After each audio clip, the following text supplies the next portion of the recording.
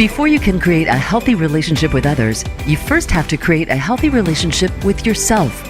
Welcome to Let's Talk About It with your host, Dr. Janie Lacy. Janie is a nationally respected psychotherapist, and on this show, she and her featured guests will help you discover and break patterns in your life that can contribute to self-sabotage and unhealthy relationships. Now, here is Dr. Janie Lacy.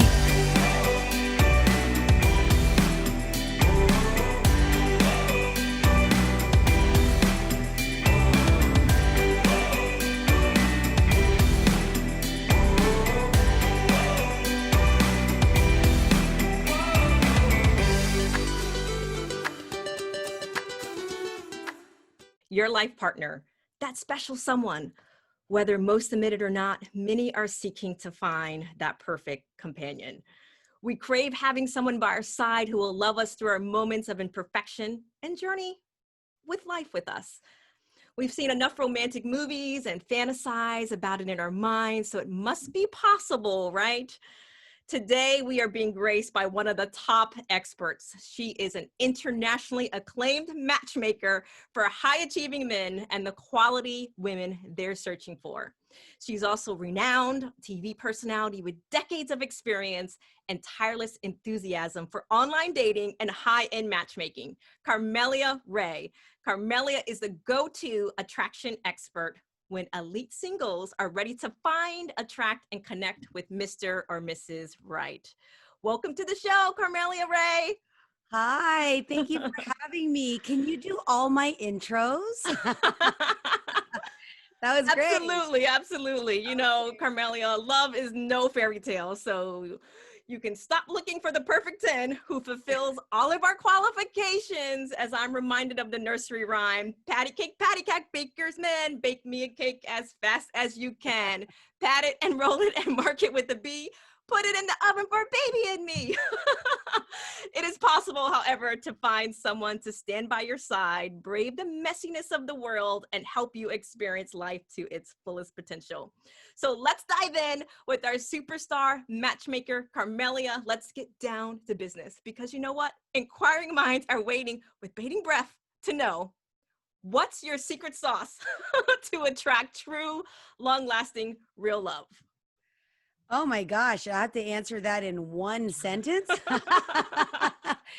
You know, there really is, there's so much to that sauce, but I would have to say anybody who's looking to have success in any part of their lives needs to have a plan, a strategy, a vision, clarity. Most of the singles that I happen to work with and support are busy entrepreneurs and C-level executives. So they're top level professionals that are managing a lot of responsibility. They are leaders in their workplace or leaders in the world, up to really big things. And they don't go around life or business haphazardly and doing the trial and error. Sometimes, I mean, a lot of risk takers and entrepreneurs do have the trial and error approach. Oops, that didn't work. I would not advise that for your dating life and for your love life, to go around in trial and error form, right? It's very intentional. It's purposeful. When I'm working with private clients, we get really clear down to, what is your partner reading? What is your partner, doing on their free time? Who are their friends? What activities are they participating in? Who do they hang out with? And what restaurants do they go to? What activities or sporting events or whatever, cultural things are they involved in, so that you can, if you're looking to connect with them, find a way to make that connection that's organic if you're looking to connect with someone organically. And in other cases, if you, right now with the pandemic, so many people are having to resort to and use dating apps. I'm not even going to say resort. I'll take that back. They're using dating apps. Some people think, oh my gosh, I got to do this online dating thing. And so many people who were avoiding online dating, I mean, during the pandemic, in the early parts, that's all you had, right? Like, so you got to get with the program, and not just your online dating presence. It's also just your digital presence. How are you showing up in the world? How are you showing up on LinkedIn? How are you showing up on Instagram or Facebook? Any place that someone can see your face and hear your voice or get inside of your mind, your world, is an opportunity for them to be attracted to you. In fact, Janie, I think, I forget how we were connected, but there's been an attraction with our brands. I like your stuff. You like my stuff. We have mutual friends. We interview mutual people. We have a great respect for one another in that way. And we're in this circle together because we have similarity. And if I were single, I would also be looking at places where I can fit in, or find the opportunities to present myself so that I'm not sitting at home. Because guess what? Your man, your woman, your partner isn't knocking on your door. Unfortunately, unless I'm knocking on your door, then he's knocking on your door. So, or she, he or she. Yes, you know, you and I actually got connected by being in the same tribe of Paul Brunson. I think it was probably maybe a couple years ago, or maybe it was 2 years ago. Were you in that, were you mastermind maybe? Yes, that's Okay. exactly. And I remember Not surprised. we were Not supposed to do a small project, and you were so sick at that time. I remember that. But yeah, the good old Paul Brunson. Yes. But you know what There I'm you hearing go. you say is how they show up not only in the world, but how they're showing up in their life. What's the action versus their word? And I think that's important for people to hear. Who are their friends? What are they reading? Just what encompasses them as a person. 100%, 100%. It's not just looking at, you know, where do you find people? Well, you find people living life. Most successful entrepreneurs and business owners, they get up, they get dressed, they go to work, they have to feed their kids if they have children. They have to go to the gym if they care about their body. They got to eat. They got to go to the grocery store. So they're living their life. And so if you're living your life, but you're not, you know, opening your eyes to what's possible.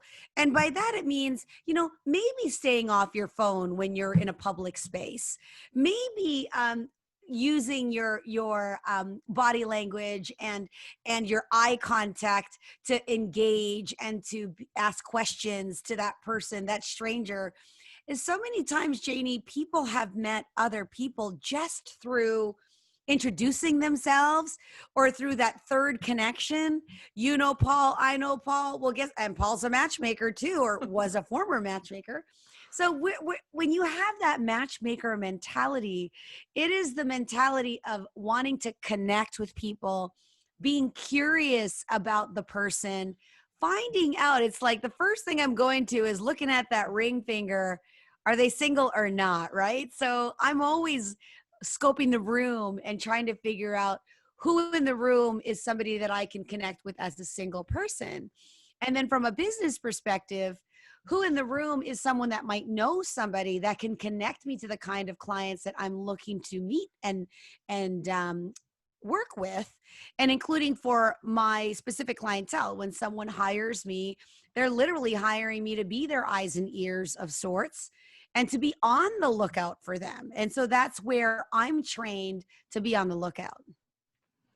You know, there were so many people that were very, very excited that I was going to have you on tonight. So I collected some questions from some women that and men, but I want to ask you a few questions from some social media. So Christina wrote, as a professional woman who would love a lifetime companion with a respectable, solid man, these days, that's even near impossible due to commitment phobia in America, in American culture. How can we overcome this? That is a great question. And if you hear the question, she has a belief about that already, right? When we think about, well, about that belief or how do we overcome this scenario? Now, it might be very true that in her experience, she's meeting these non-committal guys, and we always know that we attract what we think most of. And it's almost like counterintuitive that we want to avoid these types, but then we keep attracting them. So part of that is really coming from the space of abundance, There are lots of great men. There are men that want commitment. I need to figure out where those men are. I'm this kind of woman. I'm out there. Therefore, he's out there. So use resources, ask for help, get curious, put yourself, work with a matchmaker or a coach or a dating site, like whatever that is. It doesn't even have to be me, somebody in your area, somebody you trust. Maybe it's your best friend. Maybe it's your banker. Maybe it's your siblings, your brother, your mother, whoever. I was on a show called Mom versus Matchmaker. So guess what? Moms had to go and find matches for their children. And in order to do that, they had to know, what are you looking for? So nobody can be a better matchmaker, in my opinion, than yourself when you're intentional about it. Time is really the biggest crutch for a lot of professionals because they don't have the time to invest in their dating life. So that can be challenging. But I really think part of that hurdle to overcome is the belief that there are men out there. And let's start with that. And then if there are men out there, again, back to that old question, what are they doing? Who are they hanging out with? What are the restaurants they're going to? What books are they reading? Who can I ask? Make that list of potential connections so that you can start putting yourself out there and being in those kinds of places. And if you don't know where they are, start to get curious about it. So then as a matchmaker, is it reasonable to have someone make a list of what they would want in that potential partner and then look at the places that would be on that list? Like to your example, what types of food they like, get down to that type of detail. Not only is it reasonable, it's essential. Like it's definitely essential. For example, you may not be the flying in first class. You may not be staying at the Ritz-Carlton. I mean, that doesn't mean, like, some of my clients are at those establishments and other clients are not there. They're at a different location, or they're golfing, or they're attending seminars or yoga retreats or meditation classes. Whatever it is that is an interest-based and lifestyle-based activity that will draw them to that person are all, viable opportunities for them to create, just to get out of the house, right? Get out of the house, get out of your comfort zone. That's the other thing, Janie, approaching, even as a matchmaker, people sometimes say, oh, it's so easy. I do sometimes get nervous, and I do have to kind of psych myself up, and there's 3 attractive executive guys or women. And I'm like, how do I break that clan? What am I going to say? What's the witty thing I got to do? So I challenge myself always to be in scenarios where I have to get a little bit uncomfortable. So get uncomfortable. Yes. And there's another really good question from Madonna.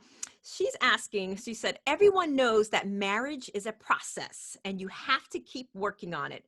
So with that being said, what do women do if they married Mr. Right and he turned out to be Mr. Wrong? I know many, many situations like this is what she's saying. Great question. Well, I'm always a fan of subscribing to professional help.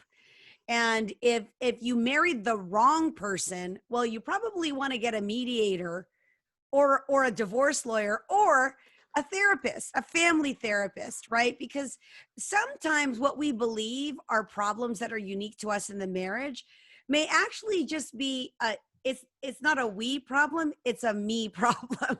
We always want to look at ourselves first and think about, what can we do? What perspective can we change? Have we done everything to rectify the situation? And if you have found out that it was Mr. Wrong, then give yourself a time frame to make sure you deal with that situation. I like that. Go to a good therapist who can help you understand if you're really looking at the wrong things or if it's really some projection. Yes. Very good advice. And then we have Brenda, who writes, people confuse infatuation and love when they first meet a woman or a man, thinking you've met the person of your dream and your prince charming or queen has arrived to sweep you off your feet, only to overlook or ignore all the red flags, hoping you can change a person. She says, Carmelia, dear, please spill the tea as we sip on your wisdom for advice. I think the the situation with lust versus love is that you don't ignore those signs. You have to have a confidant or your best friend or caring person to be there and snap you out of it. If you're doing this thing on your own, you're going to make all kinds of mistakes. So that's why it's really great to have a coach. And again, if you don't use a professional coach, make sure you're checking in with somebody so that you're not looking at things with rose-colored glasses. And also be very clear on your boundaries. If somebody's overstepped those boundaries, there are deal breakers. So don't compromise on your deal breakers. And with that being said, we're going to come back and talk more about those deal breakers after a quick break. Are you often attracted to unavailable partners? Feel like you can't stay but can't leave a toxic relationship? Obsessed with thinking about a current or former lover? Feel resentful that you're always taking care of the other person? The Woman Redeemed Therapy Program is for women who want to break free from toxic relationship patterns so they can find the love they truly deserve. This program is a safe, nurturing environment essential for building self-worth and acquiring the tools to work through challenges and create your best self. We invite you to begin the journey today to start building the new you. Call 407-622-1770 or visit lifecounseling.solutions.com. That's lifecounseling.solutions.com.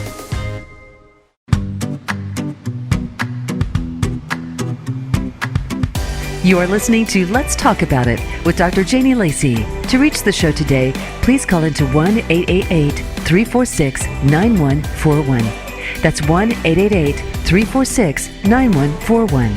You may also send an email to Janie at lifecounseling.solutions.com. Now back to Let's Talk About It.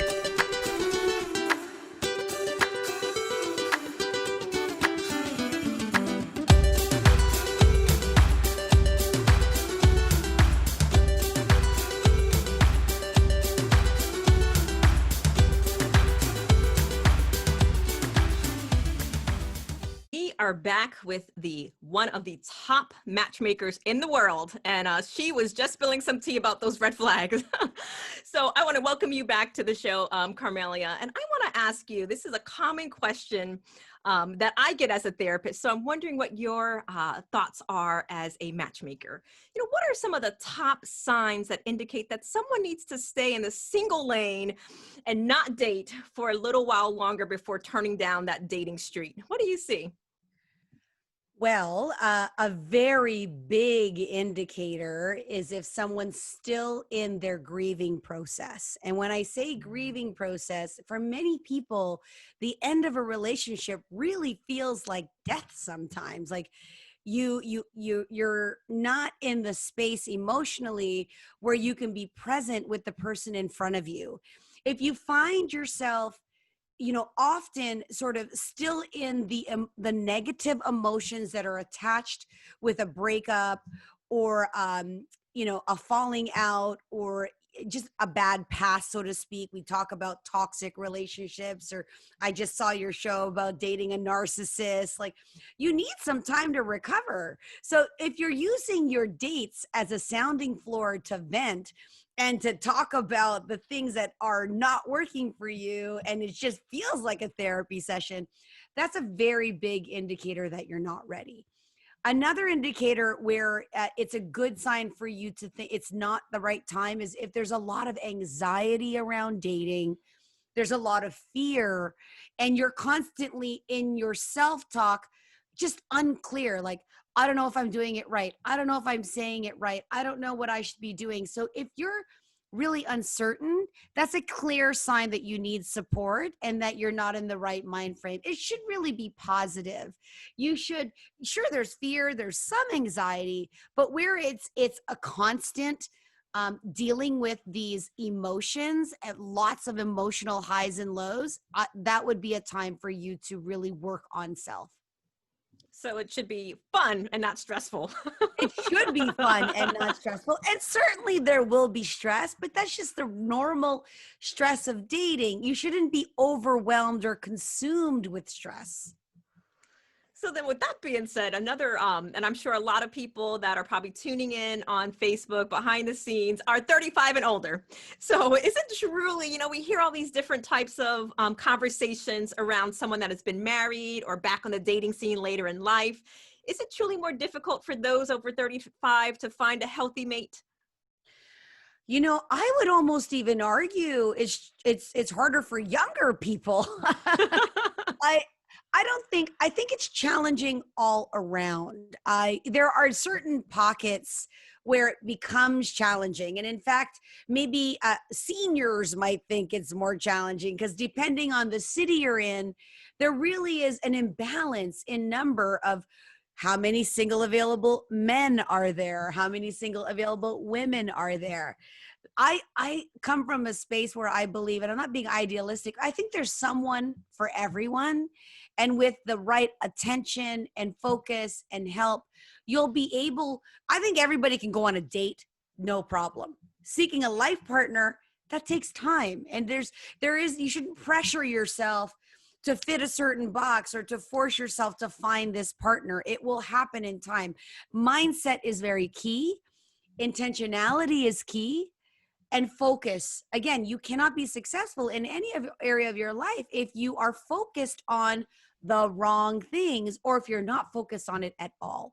So no, I tend to disagree that it's challenging over 35. Where it becomes truly challenging in the matchmaking space is if you're female over 55 and you're having a difficult time connecting with equivalent men in your age range. And that is literally just demographic. It's like the number of guys that are out there. Men, take better care, eat your vegetables, drink your water. We want you around for a long time. So that's where it becomes super challenging, I think. So if they're over 55, they should be healthy and live their best life. As much as possible. We're paying for our mistakes at 45, but get the memo now. That is true. They say how you live in your 30s will show up in 40s, and how you live in your 40s will show up in 50s. 100%. I agree. So then, Carmelia, what are some common mistakes that women make on the dating scene? I'm sure a lot of women are going to be listening to this or watching us. What are some of those common mistakes in the matchmaking space that you see that women can make when they're on the dating scene or re-entering the dating scene? Most common mistakes is not every women can get in their own way of their happiness or opportunity because a situation doesn't look the way they want it to look, or perhaps they're not giving opportunities to men they should be giving opportunities to. And as a matchmaker, I'm often presenting matches to women that in my mind as a matchmaker, they tick all the boxes. They should be a great match, but maybe there's that look. Women are also feel that they're very intuitive, right? Or that they would know, I just know from the photo, we're not a match, or I just know men who work in this profession, they are this kind of way. So I definitely see a lot of judgment, a lot of assumption, a lot of triggers that are happening when a behavior that this brand new person in front of them, oh, my ex chewed that way, oh, my ex said that, oh, you go it's like you do this, they add so much meaning to what somebody does, and that's the biggest mistake. The second thing is, of course, not feeling good enough or not taking those chances. So women are still in modern day they're not even dropping the handkerchief, Janie. They're like bystanders in their love life. They're sitting back, they're waiting for things to happen, they're taking their time. And another huge mistake that I see every day is they put the oxygen mask on everybody else. They are the last to get fed. They are the last to invest their money. They are the last to prioritize themselves because their kids need it, their dad needs it, their dog needs it, everybody else needs it but them. And that's where it becomes a real challenge, is people pleasing and giving things to other people when they really need to put that oxygen mask on themselves. And that's a good point, because I always say we don't give from an empty cup. We have to fill our cup, and everyone else gets from the abundance. They get our, they get the abundance versus we Yeah. feed everyone else and then we still eat last. Well, Janie, some people don't even like, can I borrow your cup? Like, I don't even have a cup. We're not doing that anymore, ladies. Exactly. I love that analogy. And another common question that I'll get, Carmelia, have a women redeemed group, and I often will hear about people classifying themselves as alpha females, and they feel like as an alpha female, I'm interested to hear your thoughts on this. As an alpha female, it's difficult for them to date, especially in 2020. What would you say to that and about an alpha female, and they find it difficult to date in today's world? Alpha, first of all, I identify as an alpha female. Okay. And in my first marriage, my husband was a beta male, but I've always personally been attracted to alpha men. And where alpha female, the common challenge with alpha females is that they lead with their alpha in their relationship. And that's where that's not the place for your relationship. I'm not saying women cannot be assertive, they can't express their point, but men gravitate towards feminine, nurturing, kind human beings. They don't want to date their boss, and they don't want to date a version of their boss. You don't always have to be right. Like, even though there's times, even in my career in the past, where maybe my income was greater than my partner's income, that's not something that I'm gonna, hang on their shoulder or make it known. Like, I'm not leading with my masculinity. In fact, I have to challenge myself to be vulnerable.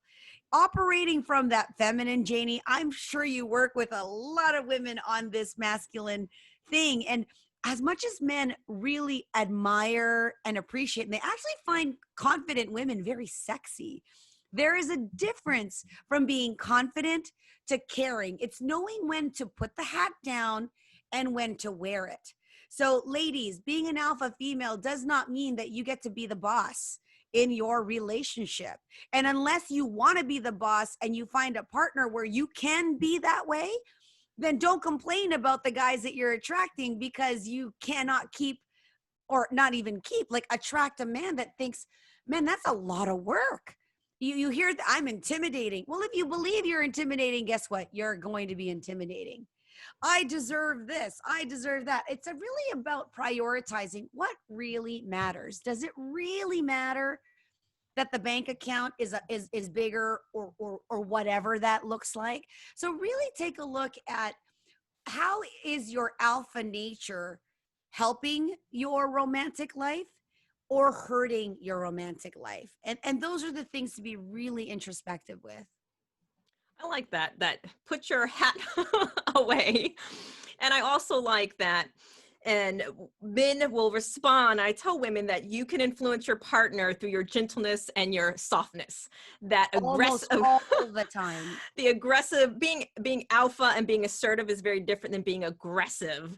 And to your point, if that's what you want to be, and then you keep attracting a doormat, then so we have to make some adjustments. And I think the women, when we are alpha and we can make adjustments, to me that is strength, that is courage, that is strength, when we can be self-reflective and realize that. Because I also will see, especially in the Women Redeemed group, the alpha aggressive comes from trauma. Been hurt before, don't want to be hurt again, so completely go to aggression, and then they get the very thing that they fear. I want a vulnerable partner, but then I'm telling him every time he's vulnerable, they see a sledgehammer, right? So we're teaching them that they cannot necessarily trust us, and then it's like the mold behind the wall, it's eventually gonna come down. So I totally agree with that. I think, when you have insight to your own behavior and you're self-aware, that you can be your alpha, and you just know how to adjust to your partner. Because if you want an alpha male, and I say a healthy masculine male, then you have to realize that the femininity, that feminine energy is going to be very attractive. Yeah, there, exactly. And again, it always goes back to and we're generalizing in some cases, Janie. Of course, this is not a blanket statement for every single person, but when we're dealing with masculine and feminine, that's not what a man wants to come home to. He's not wanting to come home to that alpha. There's always times for that. And that's it. It's just really about, and it happens for both sexes. Do you want to be right or do you want to be happy? Like, just choose which way you want to be and then follow the lead of your partner. If a man feels like you don't need him, even if you don't really need him, he's got to feel a sense of contribution and a sense of importance. He gets that from you. And if his love language is acknowledgement or his love language is acts of service or quality time, assuming women here know about love languages. If you don't, you can do the love languages test by Gary Chapman. My partner says this all the time. I'm a very dominant, strong alpha female that's in the public eye all the time, meeting single, eligible, wealthy men every day. He has to have a strong sense of security, but I also have to feed him that. And I also have to give him that security. It doesn't just come from he's a human being and he needs to be acknowledged. So that's an example of where you as an alpha woman can do your part in acknowledging your partner, whatever that looks like. I like that analogy. Nobody wants to come home to another boss. You could be a boss chick, but understand that a partnership is... Well, I mean, are you going to the bedroom? Maybe a different story, but like not at the dinner table. yeah, that's right. They may want the boss chick to show up in the bedroom. Yeah, exactly. So, another common question that I'll get, and most people wanted me to ask you this as a matchmaker. What are some of the best places in your experience for someone to meet great potential dates? I always work backwards on a strategy for the best places, because the best places is always going to be different based on your lifestyle and your personal situation. If you are a family man or family woman and you want to meet the single dad, well, guess what? Get your kids enrolled in that soccer program, in that hockey club, in the crafts place, wherever it is that other single parents will go to. Parent night, parent teacher interviews, meetings, like anything that are school functions, anywhere that you can participate in community events will be the place for you if that is more your lifestyle. Many other people that when I see happy couples, I'm always, where did you meet? How did you guys connect? Because I want to know so I can kind of duplicate that. So if you're an entrepreneur or a business owner, I've seen so many romantic connections happen from places of learning, from Zoom meetings, from webinars, from entrepreneur summits or tech summits, whatever it is, right? So definitely think about what are the commonalities in your lifestyle and interests outside of work that you can meet someone and go there. Theater, gym, sporting events, kids events, walking your dog, ice cream, food, all those things. There's just so many places. I once heard a speaker say, and I'm wondering your thoughts about this. They talked about going to barbershops, like high-end barbershops, because all men need to get haircuts. And they also talked about going to high-end car washes because everybody needs their car wash. I thought that was interesting. Yeah, I listened to Stéphane Labrassé. Yes. That was that exactly. He said, go to the car. Guys like their cars, so go to the car wash. I've been doing that more often, and I was actually thinking of putting an ad in one of the actual car washes so that like it could be there for me. So definitely look at activities that you can meet somebody organically. Absolutely. So in closing, what is the number one best piece of advice that you can give for singles that are listening, that are watching? You're going to think this is so cliche, but honestly, don't give up and don't pause unless you really need a mental break. Like all good things, it takes momentum. It takes energy to really work that, instead of deleting your profile, maybe put it on pause. It's a lot of work for you to put all the information in and upload your photos. So just take breaks when you need to, but really put yourself out there and keep challenging yourself to be uncomfortable. And that's it. It's just really never give up. I don't know how many times I've heard, I'm done with men. This is it. It's over. If it doesn't work, I'm taking a break. And then 4 years later, I shouldn't have probably taken that break. So just, yeah, keep at it, get a support person, and just don't give up. So then if somebody wanted to hire you for matchmaking, I mean, where can people find you? And if you can speak, real quick about what is matchmaking about for those that are not familiar with matchmaking? Yeah, well, they can reach me on my website. It's pretty simple. It's carmeliaray.com or on Instagram at Carmelia Ray. And matchmaking is really just working with a professional who already has a network of singles. Think about it. People are coming to me because they're single. They're raising their hand. I want to be matched. And I vet every single person. So like here, Janie, if you were a client or potential client, we'd go through a full interview. I'd get to know you. I'd know your preferences, what you're looking for. So that's what you do when you work with a matchmaker. So we're really recruiters for love on your behalf. That's what a matchmaker does. Introduce you to someone that is outside of your network that you likely would not have met without an introduction. And they don't necessarily have to be in the same city. So if they're open to No.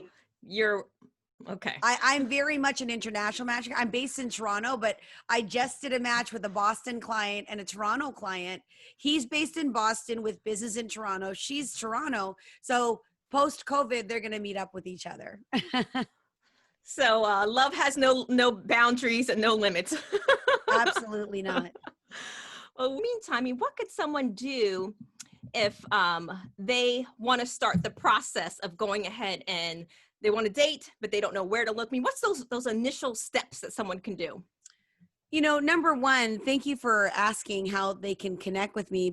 And honestly, I'm not the only matchmaker in the world. I'm based in Toronto. That doesn't matter. I work with singles all over, but you know, many people who are listening are not aware. As a matchmaker, I collaborate with so many other matchmakers. So there are men and women that subscribe to multiple agencies.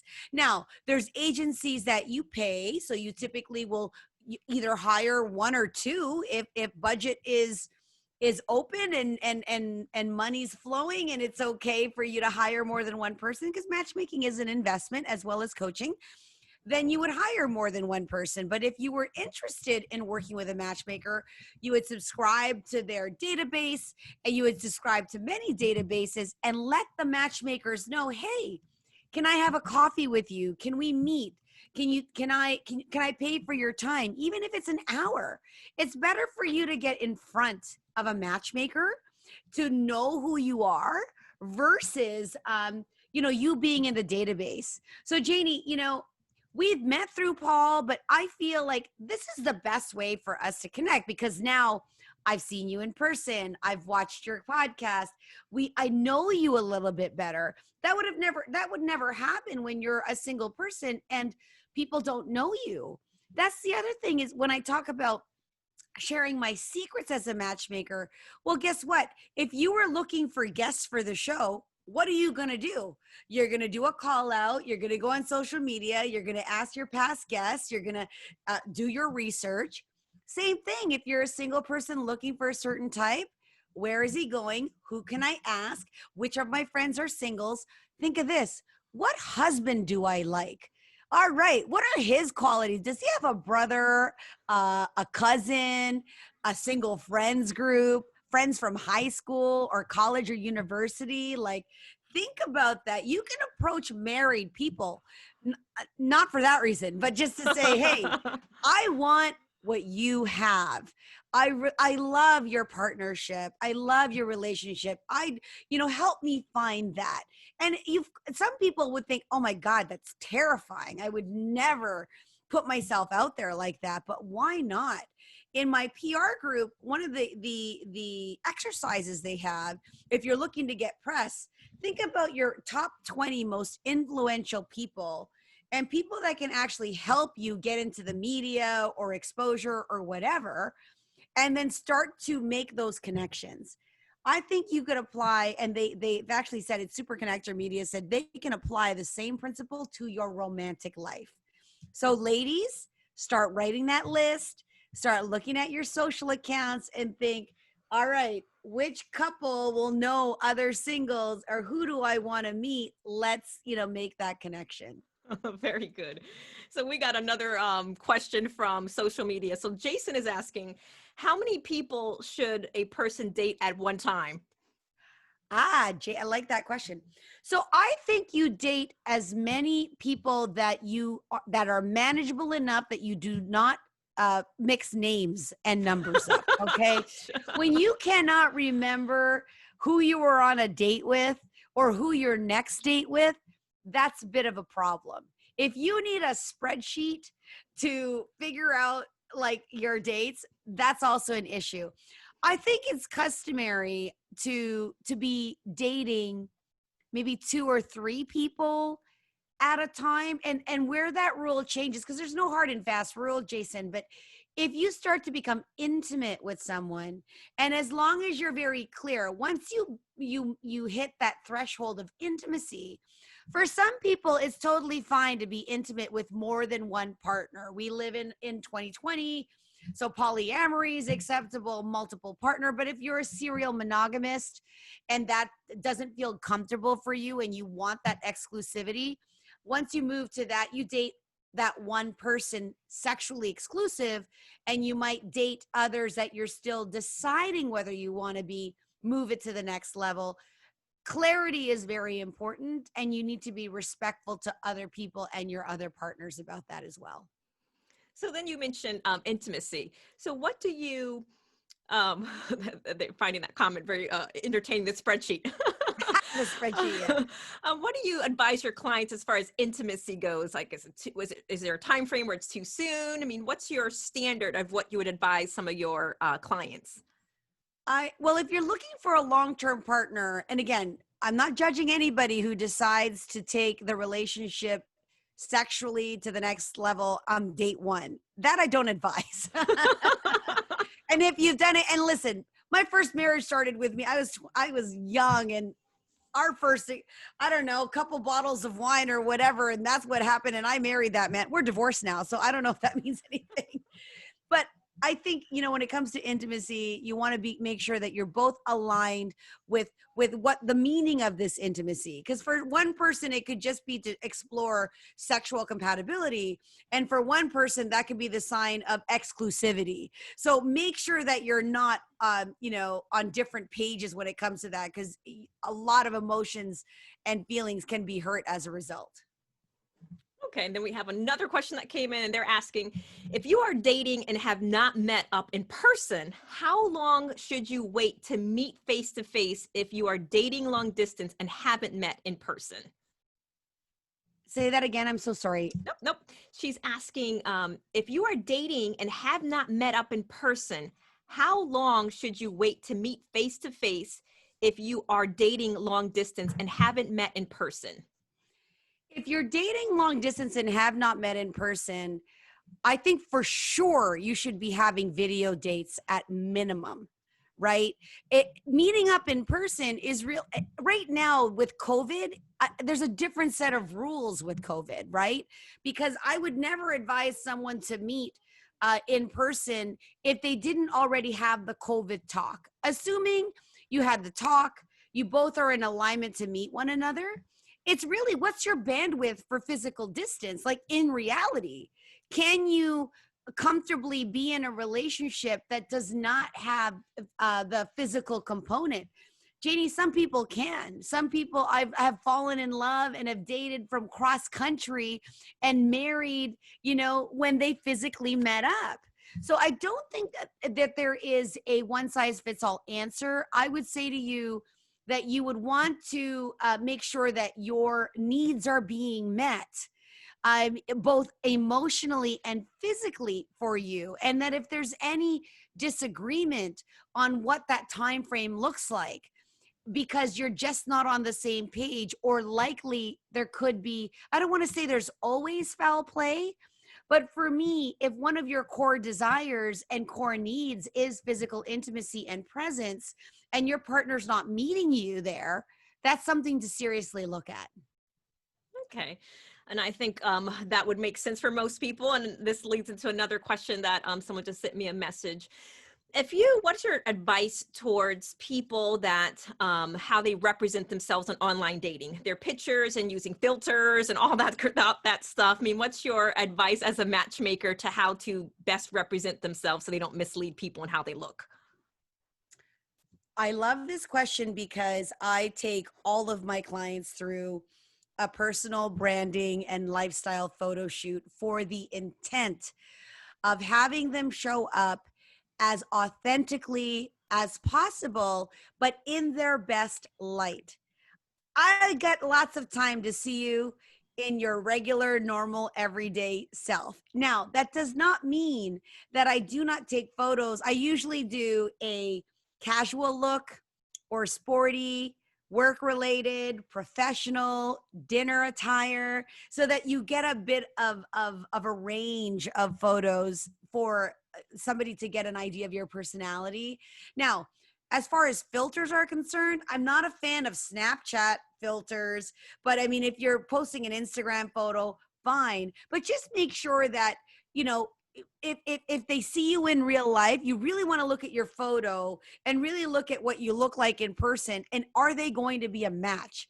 It doesn't work for you to mislead or misguide somebody, because that's only going to set yourself up for failure and disappointment in person. And it's also a very negative experience for the person that you're dating, because they're just as excited to meet this person they think they're meeting, and then you show up, which is totally different if you're using the wrong kind of photos. So be as natural as possible, which is why, Janie, I ask people to take outdoor photos versus in studio, because you have better natural lighting.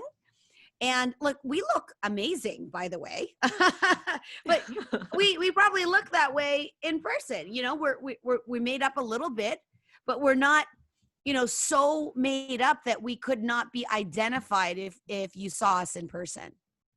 And Christina is saying, these days, super hard to be on the same page of commitment with older age group. Where are the single George Clooney's at? Respectful, handsome, and professional. If you know where they're at, I want to know where they're at too. We can start hiring with a matchmaker. Yeah. So then one other question that I see coming in: where would somebody start if they want to start dating and they're not necessarily close, they're not necessarily tied to their geographic area? Do you recommend a matchmaker or online dating? I'm obviously going to recommend a matchmaker if your lifestyle is that you're busy, you meet those criteria. Typically, who hires a matchmaker is your busy professional, corporate executive, somebody that would rather have someone else vet them. If you've got all the time in the world, or you're dedicated to that time, then just maybe you want to just work with a dating coach instead of a matchmaker. Well, you know, I'm a fan of online dating. I think it's a great place, and there's many different sites that you can try. One of the dating matchmaking apps that I'm attached to is an app called Sensio, Censio for your listeners, and it's a matchmaking app based in LA, but it provides you one match at a time. Or you look at Hinge, or you look at eHarmony or Match.com, which are more relationship based. Now, if you're more for the volume play or looks matter, we all know there's Tinder. We all know there's Bumble. So you can try a variety of dating apps. And one resource you can go to is a dating review app site. So there's a site called bestdatingsites.com. So it's a chance for you to go, okay, what are the best dating sites for single people, Jewish people, Black people, athletic people? Like, they have niche sites for every scenario. So that's another interesting thing that you can do if you're looking to date online. And then don't disregard all the organic opportunities, Janie, the grocery store, again, picking up your children at the daycare if there's other parents around, going to your kids' games, taking a painting class, and guess what? Speed dating. There's so many things that are singles based related. So pick up a hobby, pick up an interest, and just get yourself out there. So then, from your experience, someone's asking, what would be your top 3 recommendations for online dating, or top 3 sites? Ooh, gosh. It's so blanket. I'm going to just go with what's familiar. Well, Sensio is the one that I mentioned for those of you who want to try an app that gives one match at a time. The League is popular for those who are interested in education-based matchmaking, and it's linked into your profile. So the League is one. And then I've had plenty of clients that have found lots of success on Match.com. So I'm a fan of Match for that reason. And they've now incorporated video, and they're always investing in new platforms, and lots of people are familiar with it. So those are my top 3. Well, thank you so much, Carmelia, and we appreciate you taking the time and helping singles kind of understand the mastering the game of dating. Where can people find you if they want to seek your services or just follow you? Thank you. They can find me on Instagram at Carmelia Ray, and my website is carmeliaray.com. All right. Because, one of the things that I heard Carmelia say to us today is that dating doesn't have to be hard. And we want to remember the best thing you can do right now is look in the mirror and have an honest talk with yourself. You want to be able to look at yourself and say, I would date you, because then you are truly ready to start dating. So until next time, thank you for joining us. This is your host, Janie Lacy.